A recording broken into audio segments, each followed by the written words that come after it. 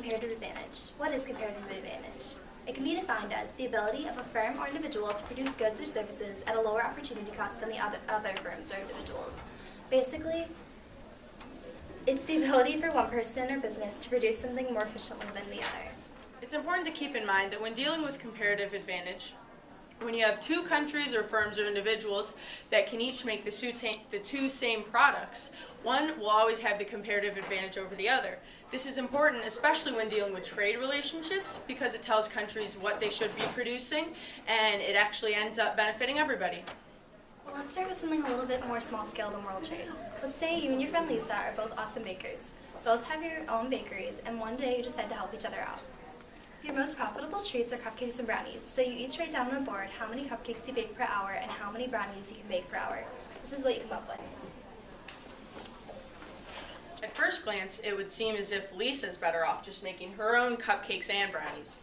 But based on the principle of comparative advantage, you know that both of you can benefit if you work together. So you start by calculating the opportunity costs. First, you want to figure out how many brownies per cupcake you can make. So you take the amount of brownies, 40, over the amount of cupcakes, 40, and that comes out to be 1. So your opportunity cost for making one cupcake is 1 brownie. And then you want to figure out what your opportunity cost is for making 1 brownie. So you take the amount of cupcakes you can make and the same amount of time you can make brownies. So you take 40 cupcakes over 40 brownies, and that equals 1 cupcake. Alright, so then you figure out the same thing with Lisa, and you take 48 brownies over 60 cupcakes, and that comes out to be 4/5 of a brownie. And then you take the 60 cupcakes that you can make in the same amount of time that you can make 48 brownies, and so your opportunity cost for making 1 brownie is 5/4 of a cupcake.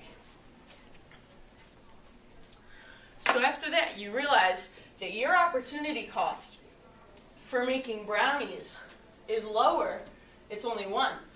But Lisa's opportunity cost for making 1 brownie is 5/4 of a cupcake. So your opportunity cost is actually lower, and you should make brownies. On the other end, Lisa's opportunity cost for making cupcakes is only 4/5 of a brownie, while your opportunity cost for making cupcakes is 1 whole brownie, so hers is smaller, and she should make cupcakes.